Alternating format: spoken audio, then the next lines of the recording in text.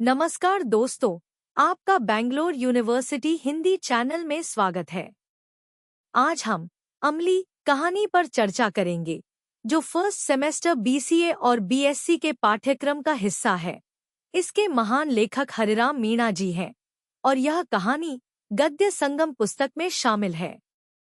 चलिए इसे समझते हैं।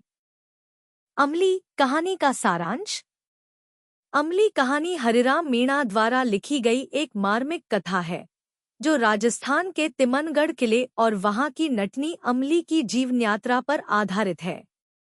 यह कहानी राजस्थान के डांग क्षेत्र के करौली जिले में स्थित तिमनगढ़ के किले की पृष्ठभूमि में घटित होती है, जहां घुमक्कड़ नट समुदाय की एक नटनी अमली अपनी कला का अद्भुत प्रदर्शन करती है।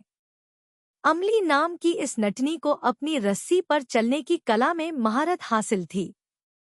तिमनगढ़ के राजा ने उसे एक कठिन चुनौती दी कि वह किले के मुख्य दरवाजे से 1 कोस तक की दूरी पर खींची गई रस्सी पर चलकर अपना संतुलन बनाए रखे।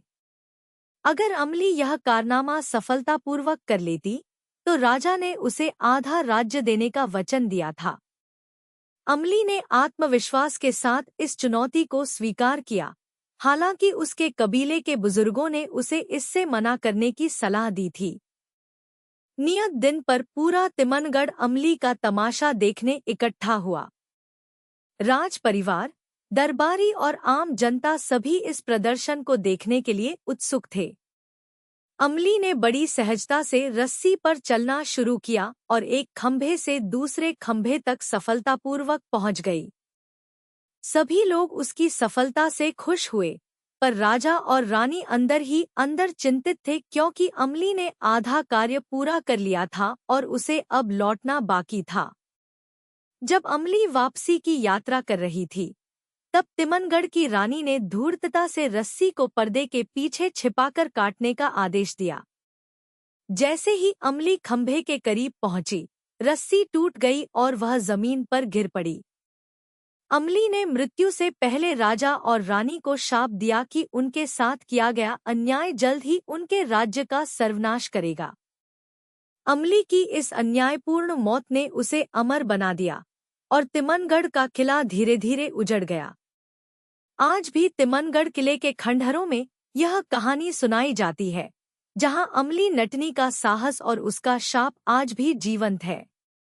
इस कहानी में लेखक ने न केवल अमली के साहस और कला को दर्शाया है, बल्कि राजा और रानी की चालाकी और अन्याय को भी उजागर किया है।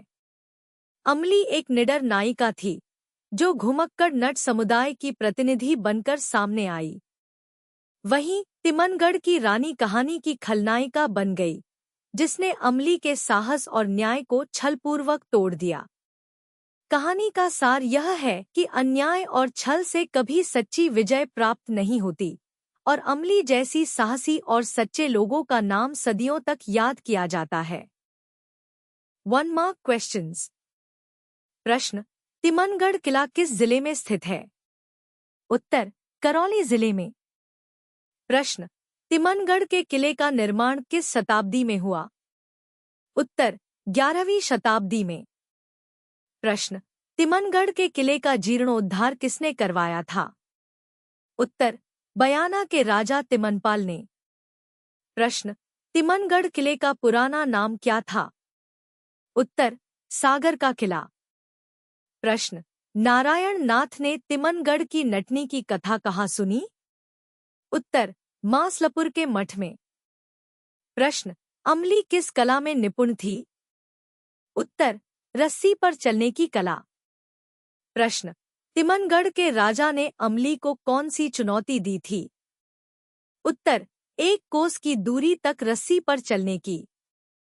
प्रश्न: अमली के पिता किस चीज का सेवन करते थे? उत्तर: अफीम, अमल का। प्रश्न: अमली का नाम किसने रखा था? उत्तर: कबीले की एक बुजुर्ग महिला ने। प्रश्न: अमली ने किस कारण से राजा की चुनौती स्वीकार की? उत्तर: अपनी नटकला में आत्मविश्वास के कारण। प्रश्न: अमली की रस्सी पर चलने की चुनौती का अंत कहाँ होना था? उत्तर: दूसरे खंभे पर। प्रश्न: तिमनगढ़ के राजा की रानी ने क्या चाल चली थी? उत्तर, रस्सी को बीच में से कटवाया। प्रश्न, अमली का कबीला किस समुदाय का था? उत्तर, नटों का। प्रश्न, अमली का रस्सी से गिरने का कारण क्या था? उत्तर, रानी के आदेश से रस्सी काट दी गई थी। प्रश्न, अमली ने मरते समय राजा और रानी को क्या दिया? उत्तर, शाप। प्रश्न, अमली ने किसे अपनी मृत्यु का साक्षी बनाया? उत्तर, सभी दर्शकों को। प्रश्न, अमली की मृत्यु के बाद तिमनगढ़ के किले का क्या हुआ? उत्तर, किला उजड़ गया। प्रश्न, तिमनगढ़ किले की कौन सी घटना आज भी सैलानियों को सुनाई जाती है? उत्तर, अमली नटनी की कहानी। प्रश्न, अमली ने किसके साथ घोर अन्याय होने की बात कही थी? उत्तर, अपने साथ। प्रश्न, अमली कहानी के लेखक कौन हैं? उत्तर, हरिराम मीणा। अमली कहानी के संदर्भ के साथ व्याख्या और विशेषताएं। पहला, पंक्ति, तेरा बहुत नाम सुना है मैंने। मेरे किला के सदर दरवाजे से 1 कोस तक रस्सी पर चलकर जो अमली तू बता दे तो मैं तिमनगढ़ का आधा राज तुझे दूंगा। संदर्भ, यह पंक्ति हरिराम मीणा द्वारा लिखित कहानी अमली से ली गई है। इस कथा में तिमनगढ़ के राजा ने अमली नामक नटनी को एक चुनौती दी थी, जिसमें उसे रस्सी पर 1 कोस की दूरी तक चलना था। व्याख्या, इस पंक्ति में तिमनगढ़ का राजा अमली की नटकला की प्रसिद्धि सुनकर उसे चुनौती देता है। राजा यह कहता है कि अगर अमली सफलतापूर्वक 1 कोस तक रस्सी पर चल सके तो वह उसे अपने आधे राज्य का स्वामी बना देगा। यह घटना अमली की कला और उसकी प्रतिष्ठा को दर्शाती है, जहां उसका आत्मविश्वास भी स्पष्ट होता है। विशेषता, इस पंक्ति में चुनौती और साहस का चित्रण है। राजा का असमंजस और अमली के प्रति उसकी धृष्टता को दर्शाया गया है। संवाद के माध्यम से नाटकीयता बढ़ाई गई है। नटनी की क्षमता और कला के प्रति उसकी निष्ठा की झलक मिलती है। दूसरा, पंक्ति, अमली ने अपनी वापसी यात्रा आधी से अधिक पूरी कर ली।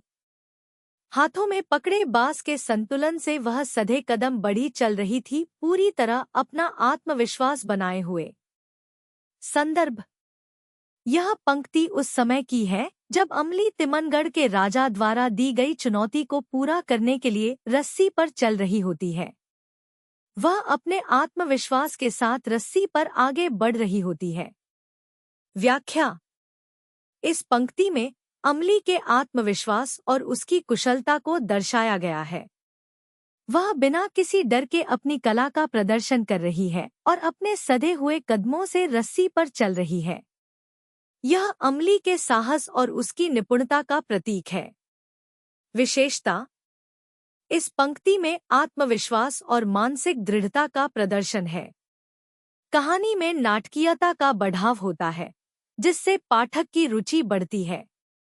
नटकला के माध्यम से अमली के शारीरिक और मानसिक संतुलन को व्यक्त किया गया है।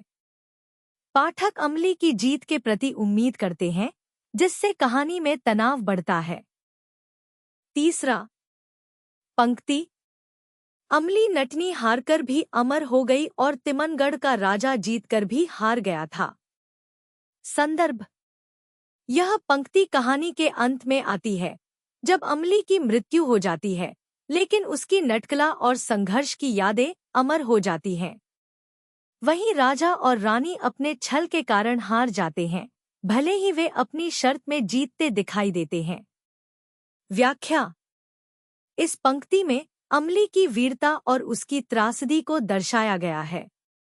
भले ही अमली अपनी चुनौती में सफल नहीं हो पाती, लेकिन उसकी कला और उसकी अदम्य इच्छाशक्ति उसे अमर कर देती है।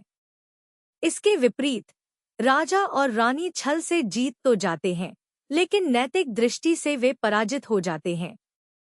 विशेषता, इस पंक्ति में नायिका की नैतिक विजय और खलनायक की नैतिक पराजय को दर्शाया गया है। कहानी का प्रतीकात्मक और भावनात्मक अंत है, जिसमें नटनी की अमरता का संकेत मिलता है। इस वाक्य के माध्यम से कहानी में न्याय और अन्याय का भेद स्पष्ट किया गया है। अमली के संघर्ष और उसके साहस की गहरी छाप छोड़ने वाली पंक्ति है। अमली, कहानी के मुख्य पात्रों पर टिप्पणी। पहला, अमली, नायिका।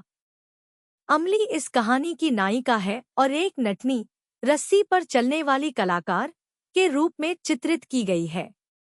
अमली एक साहसी, आत्मविश्वासी और निपुण कलाकार है, जिसने अपने जीवन को नटकला के लिए समर्पित कर दिया।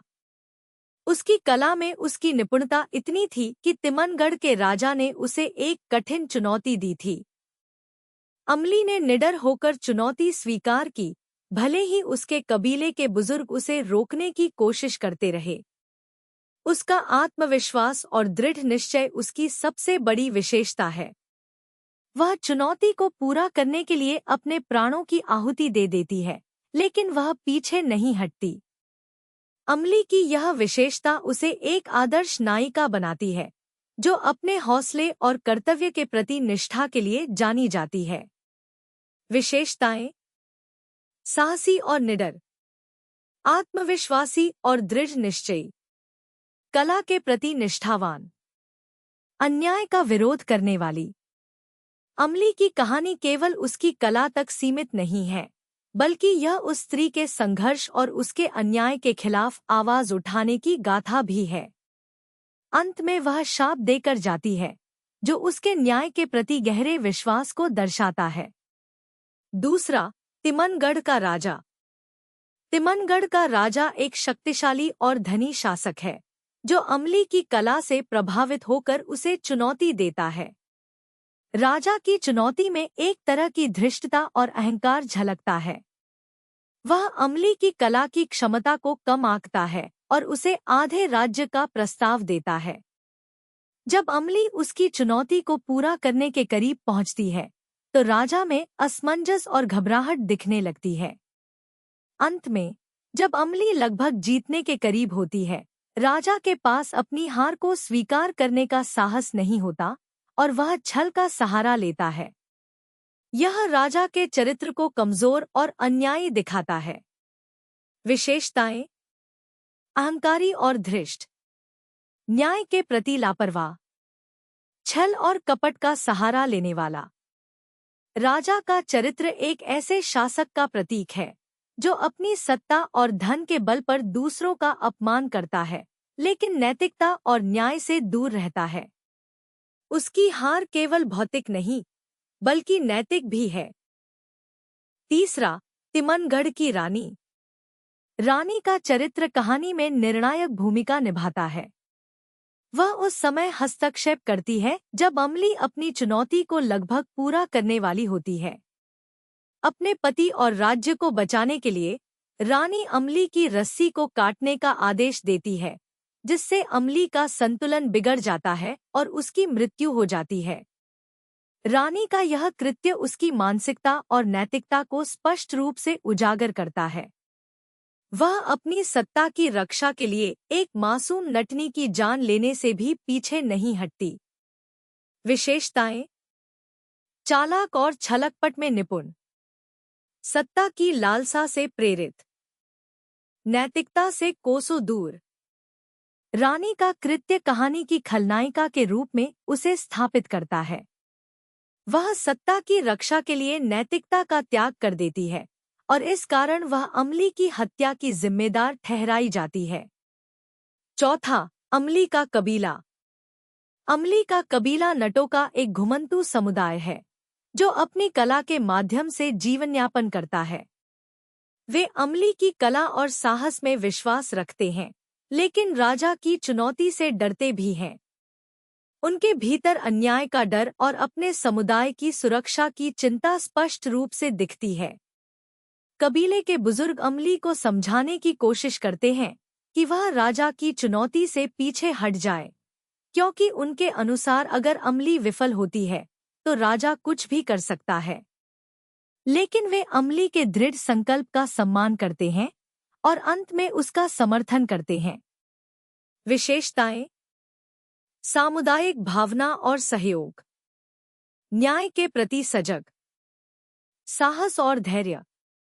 कबीले के सदस्य अमली के साथ अंत तक खड़े रहते हैं और उसकी कला और संघर्ष में पूरा विश्वास रखते हैं। उनका विश्वास और अमली के प्रति उनका समर्थन इस कहानी का एक महत्वपूर्ण पहलू है। Thank you for watching. अगर आपको ऐसे चैप्टर्स के एक्सप्लेनेशंस पसंद आए तो प्लीज मेरे चैनल को लाइक और सब्सक्राइब जरूर करें। अपने फ्रेंड्स के साथ भी शेयर करें और हम मिलेंगे अगले चैप्टर एक्सप्लेनेशन में। सी यू नेक्स्ट टाइम।